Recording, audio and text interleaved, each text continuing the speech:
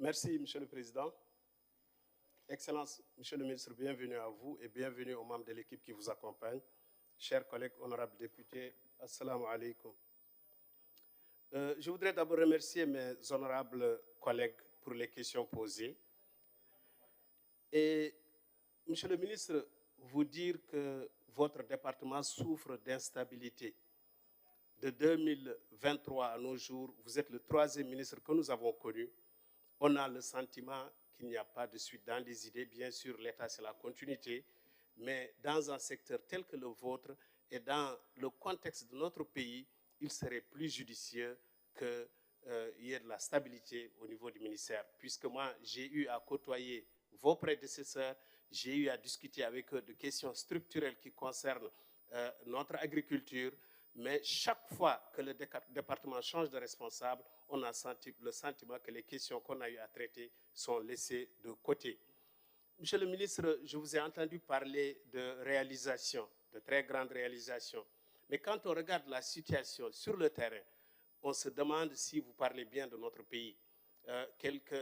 L'honorable député vient de parler tout de suite de la structure du marché des produits agricoles dans notre pays. Quand vous le visitez, vous vous rendez compte que ces réalisations n'ont pas produit les effets escomptés. Quelle est la part des importations et quelle est la situation de nos paysans qui souffrent. Quand vous parlez de grandes réalisations, oui, vous avez prévu des aménagements tout au long de la vallée, à Dar el Barka, des dizaines de milliers d'hectares dans le Brakna, mais aussi dans le Gorgol. Mais on a le sentiment, quand on discute avec les populations, quand vous réalisez des projets, que vous les faites sans concertation avec les populations, sans tenir compte de leurs besoins.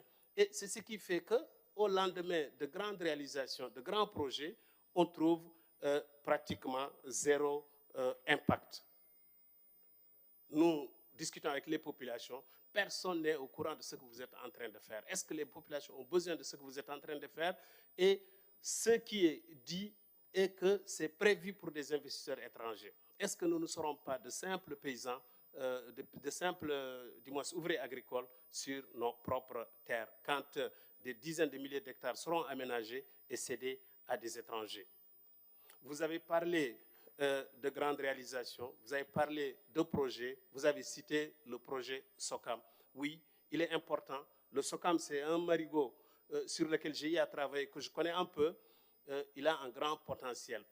Vous prévoyez de valoriser 8000 épouses hectares, mais la façon dont le projet est conçu, la façon dont le bureau d'études a réalisé les études d'avant-projet est complètement elle est légère sur le plan technique.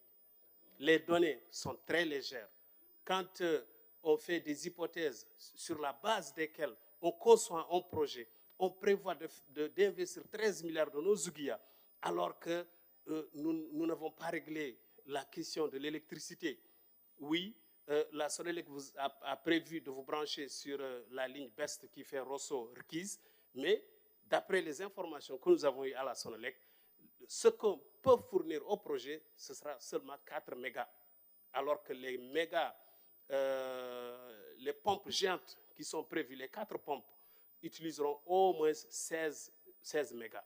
D'où est-ce que vous tirerez le reste de l'électricité dont vous avez besoin?